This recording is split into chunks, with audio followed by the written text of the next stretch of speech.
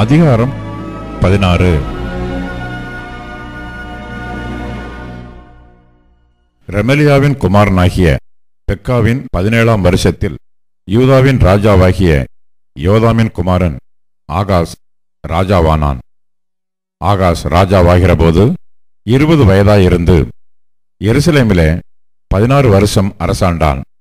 அவன் தன் தகப்பனாகிய தாவீதைப் போல் தன் தேவனாகிய கர்த்தரின் பார்வைக்கு செம்மையானதைச் செய்யாமல் இஸ்ரவேல் ராஜாக்களின் வழியிலே நடந்து கர்த்தர் இஸ்ரவேல் புத்திரருக்கு முன்பாக துரத்தின ஜாதிகளுடைய அருவருப்புகளின்படியே தன் குமாரனை முதலாய் தீக்கடக்க பண்ணினான்.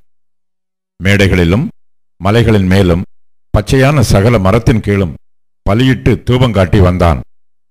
அப்பொழுது சீரியாவின் ராஜாவாகிய ரேத்சீனும் இஸ்ரவேலின் ராஜாவாகிய ரெமலியாவின் குமாரன் பெக்காவும் எருசலேமின் மேல் யுத்தம் பண்ண வந்து ஆகாசை முற்றுகை போட்டார்கள். ஆனாலும் ஜெயிக்க மாட்டாதே போனார்கள்.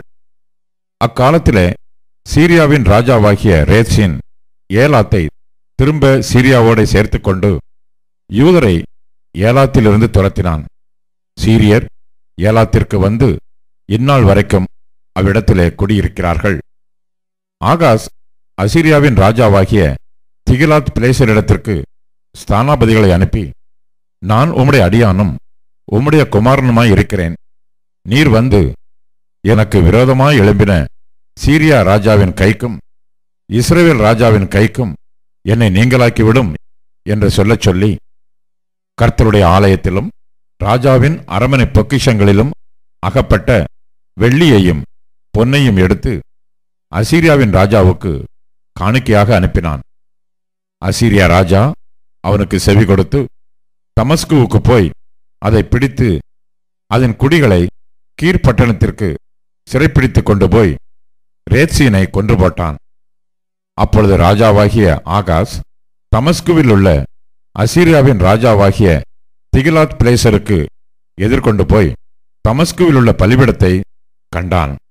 ராஜாவாகிய ஆகாஸ் அந்த பலிபீடத்தின் சாயலையும் அதனுடைய சகல வேலைப்பாடாகிய அதன் மாதிரியையும் ஆசாரியனாகிய உரியாவுக்கு அனுப்பினான்.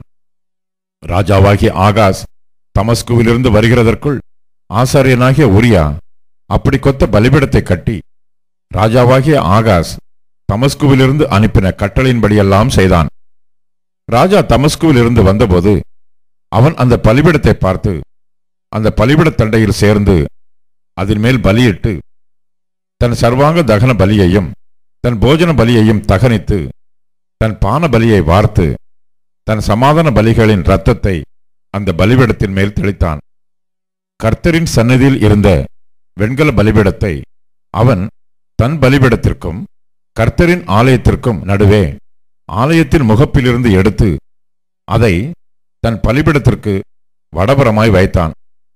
ராஜாவாகிய ஆகாஸ் ஆசாரியனாகிய உரியாவை நோக்கி, இந்த பெரிய பலிபீடத்தின் மேல் நீ காலை சர்வாங்க தகன பலியையும் மாலை போஜன பலியையும் ராஜாவின் சர்வாங்க தகன பலியையும் அவருடைய போஜன பலியையும் தேசத்தினுடைய சகல ஜனத்தின் சர்வாங்க தகன பலியையும் அவர்கள் போஜன பலியையும் அவர்கள் பான பலிகளையும் செலுத்தி அதன் மேல் சர்வாங்க தகனங்களின் சகல இரத்தத்தையும் பலிகளின் சகல இரத்தத்தையும் தெளிப்பாயாக.